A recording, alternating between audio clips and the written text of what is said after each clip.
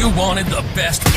You've got the best podcast. The hottest podcast in the world. The Chris Voss Show, the preeminent podcast with guests so smart you may experience serious brain bleed. The CEOs, authors, thought leaders, visionaries, and motivators. Get ready. Strap yourself in. Keep your hands, arms, and legs inside the vehicle at all times, because you're about to go on a monster education roller coaster with your brain.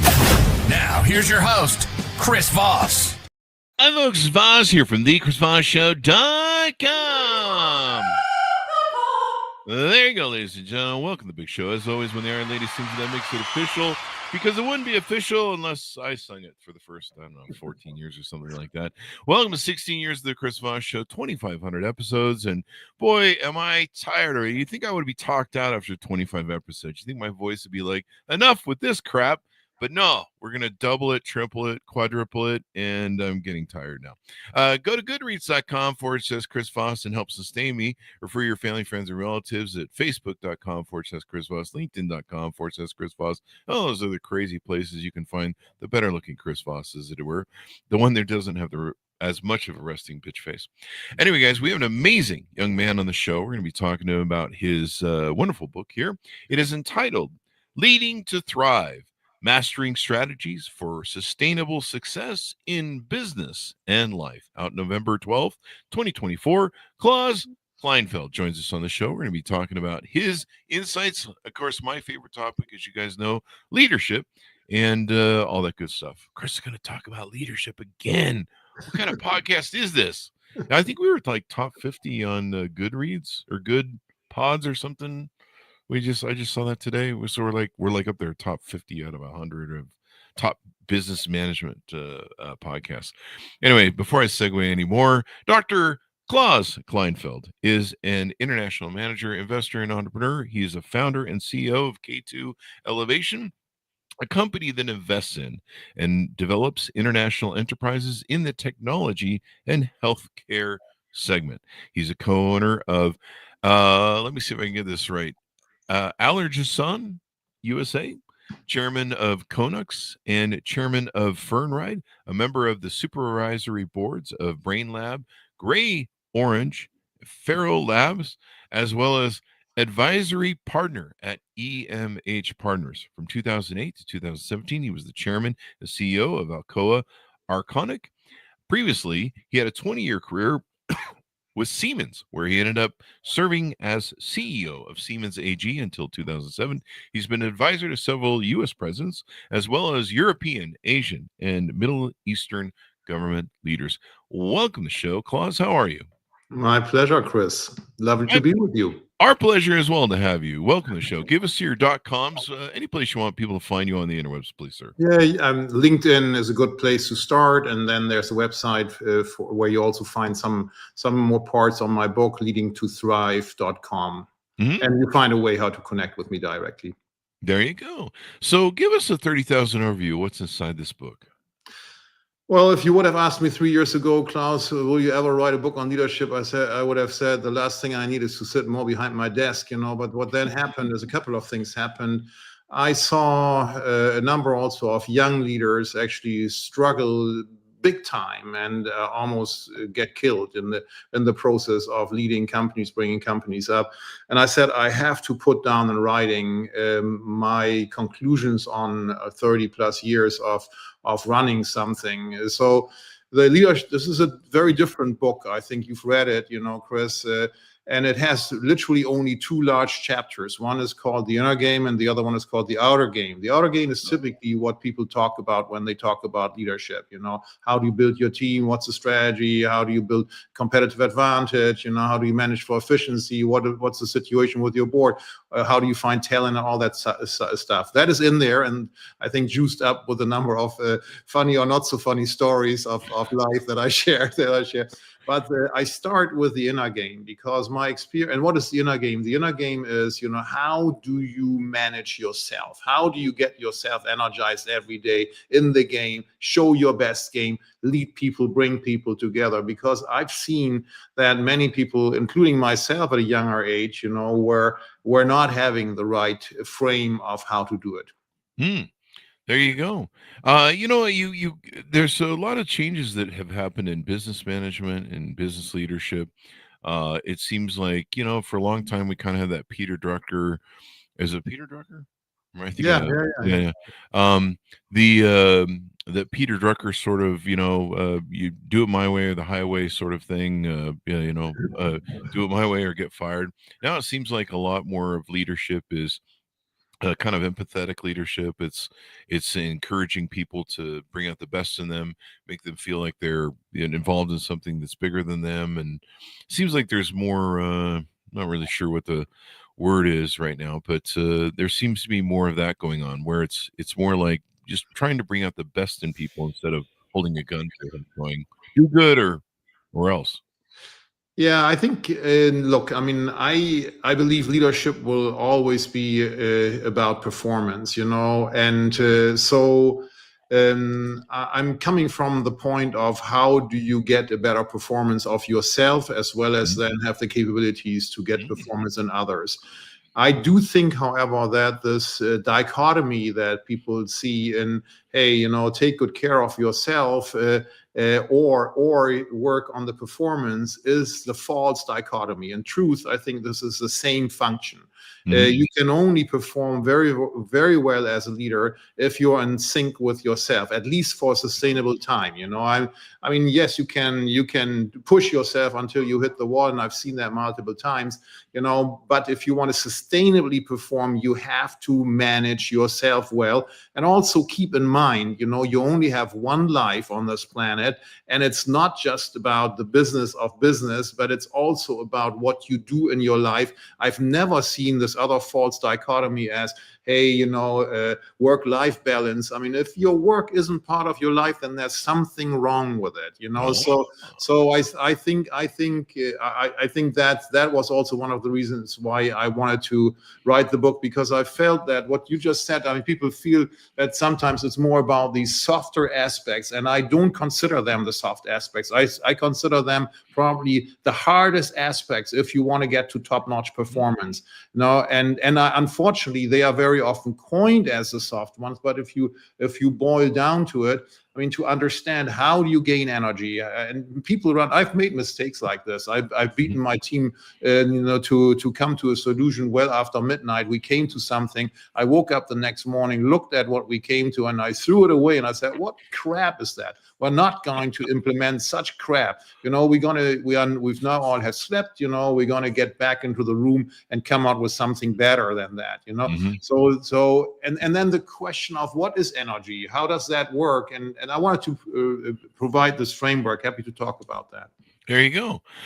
Let's get into it some more on the framework and laying that out, because I like how you've separated that into the inner game and the outer game. So many business books are like, how to boss your employees around. And I talk to so many CEOs, and I always ask them, I go, what would you say your style of management is, or what style of leadership would you say you utilize, or what is your format that you use? And then a lot Uh, of them are I just I believe in the end, what's the definition of leadership? Is mm, a great leader, in spite of values, is the one who makes people do what the individual wants them to do mhm, at the time that he or she wants them to do this. mhm, That is what makes a great leader. Sometimes the stuff that the leader does is not really a great thing for a lot of other people. mhm, But we should not shy away from admitting that and seeing because we don't have to follow that path. We can choose whether we want to be part of that or do something else. That was my point before: make work and life coming closer together. Right. So my leadership style I have always believed that the only sustainable competitive advantage that companies have is the quality of the people and the way they work together.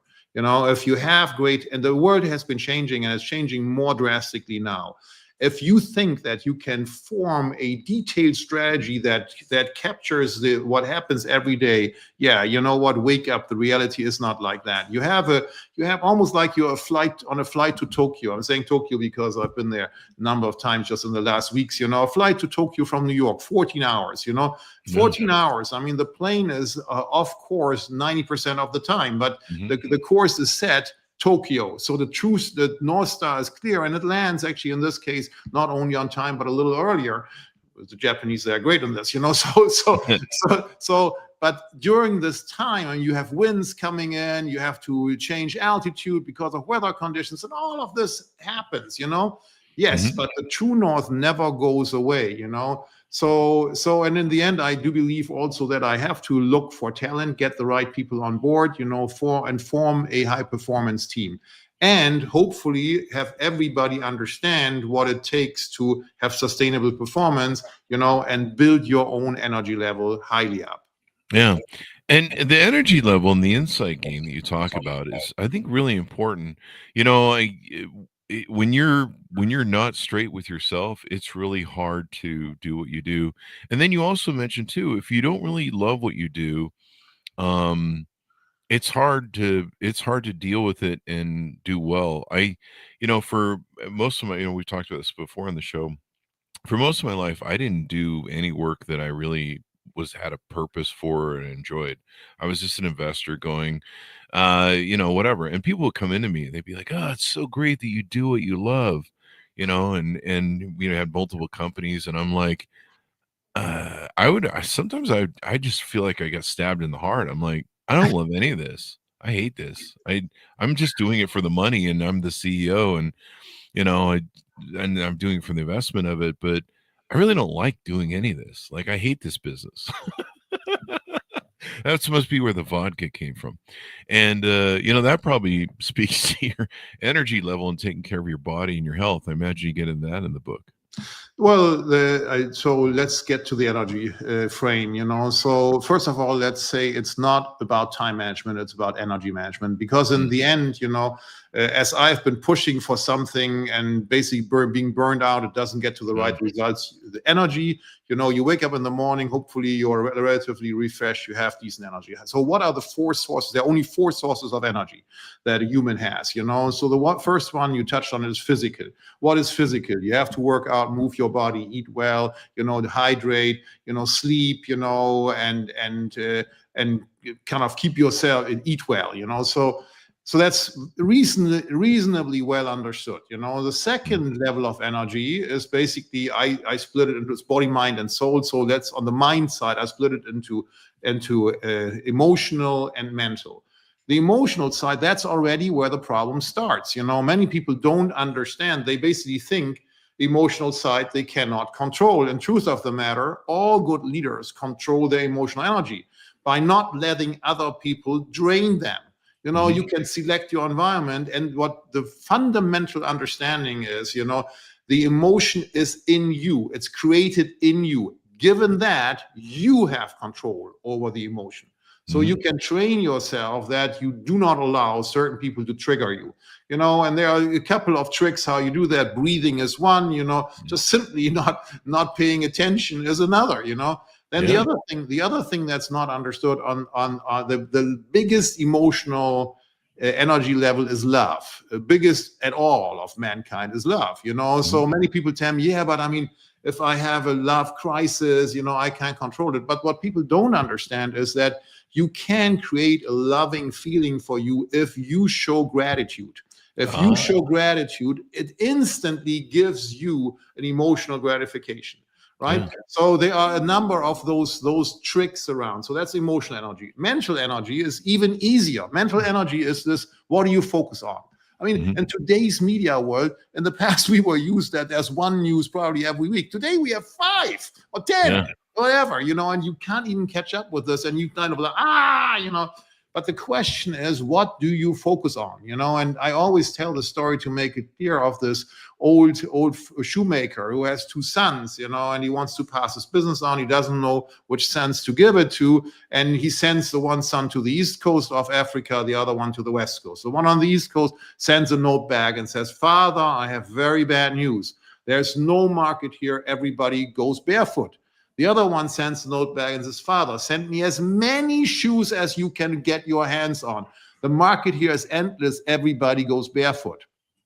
Yeah, classical, but it's a classical case of focus. What do you mental energy is all about focus. And literally every good leader has a way to purposefully change their focus and look at something where when normally people say this is good or bad, a great leader would immediately look at what is the counterposition to that. What else do I see here? Do I see an opportunity, or do I see a challenge? And what do I do with it? That's on the mental energy side, And there are also other things where I know, I can give you a guaranteed way how to have an unhappy day. The unhappy day goes like this. You use the element of stacking. Now, the sun is shining here in New York today. I'm looking out my window here. Beautiful late afternoon here. But the last days, it was gloomy, rainy, and cold. So you get out in the morning, it's dark. You say, oh, it's a dark day. The next thing that happens, your coffee doesn't taste as it's supposed to. Oh, my coffee is bad. The next thing is your spouse is going to say something wrong, or your dog is not going to wag the tail. And so you stack it up. By the time it's 8 o'clock and you really start taking all the calls, you are already in a very bad mood and you're very drained.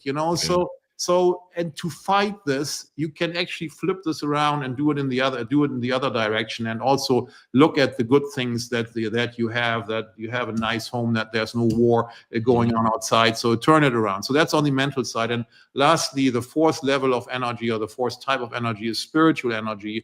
And we don't talk about that at all in business.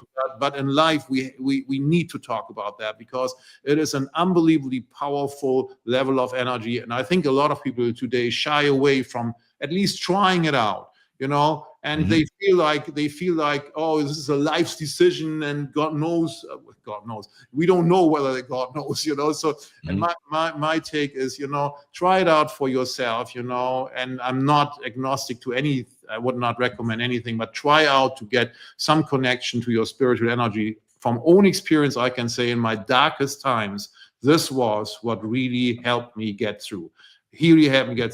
So, and the last thing I would say, you mentioned this on purpose. Purpose is this very odd concept. Interestingly, purpose has been a debate of mankind as long as mankind has been around, because it is about the question, why are we here? What are we here for? The ultimate question that everybody at certain points in time always asks, what am I doing? Why am I here for? And the most interesting thing is, purpose does to energy what a laser does to light. So it basically takes a laser takes light and condenses it, and then makes it very, very strong force. Purpose is this thing that does the same thing to energy. A diffuse energy comes together. You wake up in the morning, you want to do these things, you want to achieve these things, and you say, my God, it's great. Another day, I don't mind whether it's dark outside. I get out, and I get moving. I have another day to work in this direction to achieve this in my life, That's what purpose does. And by the way, in most cases, people are looking for the one purpose. And it's not, in my view, not the one purpose. You have multiple roles in life. You might be a father, you have a business or multiple businesses, and you have different things, that different per piece, so to say, that you want to achieve, But look for it, reflect on it, and find it, because it literally powers you through. So that's basically around the energy. There you go. Well, I love that you delve into the, it's almost like in talking to you about being a CEO or a leader, it's almost like being an Olympic coach. You've got to have the outer game. You got to have the muscles and the strength and the whatever you built to do whatever you're doing in the Olympic sport or something. But you also have to have the head game. Exactly. And if you don't have the head game, you can be about as strong as you want. Absolutely. Yeah. And I remember finally finding, the podcast is the one thing I found is my purpose and my love. I love collecting stories. I love sharing stories. I love hearing people's stories. I'm a story collector. And so it makes a whole difference in your life when you find your purpose. And then to also reiterate what you said, you talked about how gratitude is such an important point. I've learned sometimes through my darkest moments the hard way, this is that gratitude is so important at regrounding you, at making you not get lost in, like we were talking about, all that minutia of crap that can go on in a day. And so I have something every Sunday called Gratitude Sunday. Hmm. And I started this during COVID because I lost a lot of money during COVID. We used to do a lot of events with the podcast. We would go out and interview CEOs at big shows like CES and different things. And we just watched everything disappear overnight with COVID. And so in fact, it's called Gratitude for Gratefulness Day. That's Yeah, what my great. Sunday is, every Sunday. And so I spend my Sundays focused on being grateful. And and I did that during COVID. I did that during the 2008 Great Recession when I lost all of our companies. And I just found that by sitting down and going, what do I have that what are my assets, what do I have, and what should I be grateful for? And it really helps recenter you and give you a foundation to work from, and also to help you realize that you know your life isn't that bad off sometimes. Totally. I mean, I have a long chapter on purpose because I feel that many people have thought about it. Very smart people have thought about it, and I think I want to give a little guidance to what do other people think. But the one chapter that I always get chills of is the one is a study on what do people say on their last breath, on their deathbed, right? And it is really shocking. Nobody there says, I wish I had spent more time behind my desk or in the office. There's not one single person that says that. One, that's important to note, even for CEOs, or maybe even more for CEOs, but what they do say is things like, I wish I had allowed myself to be happier, and that sentence alone, has a lot of wisdom in there, because on their last breath, they suddenly realize that happiness and the emotion is in themselves, not from the outside. It's in themselves. You don't want to wait until the last day. And the other one that also I get chills from is, it goes something like this: I wish I hadn't listened so much to what others want and had allowed myself to be more me. But the implication of that is a little bit more complicated, because a lot of people avoid this internal debate with, what are the voices in my head? Who am I? Because a lot of times, I mean, we have these things that go on, the body, the mind gives you some stuff all the time. It's hopping around. There are gazillions of monkeys. Some of these monkeys are not yours. And I think it's a really worthwhile exercise to sort out, this thought, that's an interesting thought, is this really a thought that I believe in, or has somebody kind of viciously put that in my mind? It might be parents, it might have been a teacher, it might have been a friend, and you somehow, it crept in, and it wasn't helpful. It actually probably held you away, or made you fearful of certain things. I think that's an exercise that I would very, very much recommend to everybody. Just establish this. I call it the pilot in the head, so to say. And when you have these thoughts coming up, and say, is this really me? Is this my thought? Is this really me? Well, I have about 6 voices in my head. One says kill, kill, kill. The judge says I can't use that anymore, but it's a callback joke on the show. But I get one of my 6 ankle bracelets off next week, so that's always good. I got a whole collection off the leg. I should do a picture of that on ChatGPT and make me a thing. I love that. I just like that joke. I don't know why. Anyway. When you walk around, you clink. That would be funny as hell. I gotta make a picture of that. Chris Voss with 6 ankle bracelets on.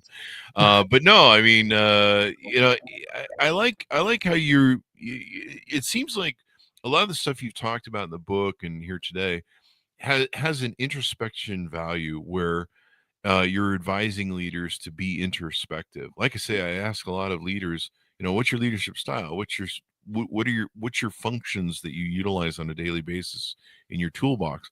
They're like, I don't know. I just been, and they do obviously have some sort of successful mechanism that they're repeating. They're like a great basketball player, but they don't really.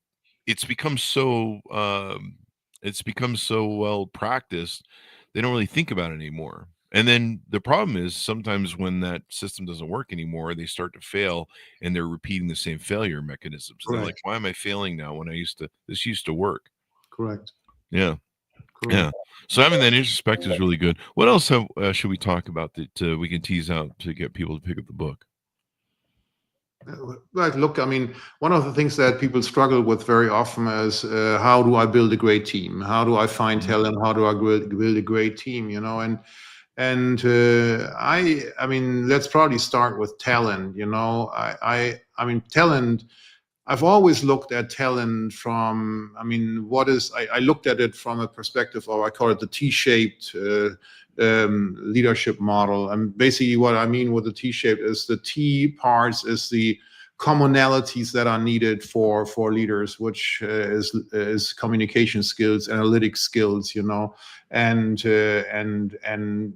probably some mental toughness, So this is on the horizontal side. On the vertical side, it's what I call the legs to stand on, legs to stand on.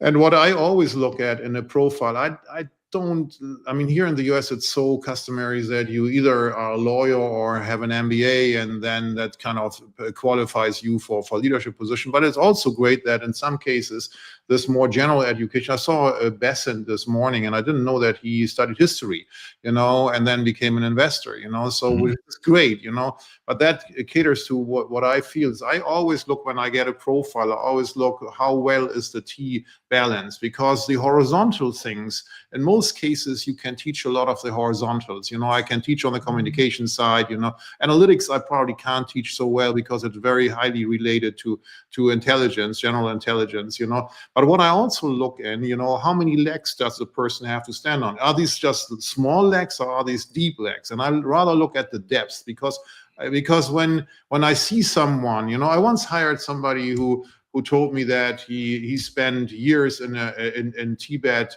looking at the practices of monks, and had no business degree, but he was actually an engineer, and I hired him, and he was a great success, because he had showed me after this what he learned from this, how deep he went into something. And I'm sure, that during this time, this 3 years, he had moments when he wished he would be somewhere else, but I see if somebody drills through a big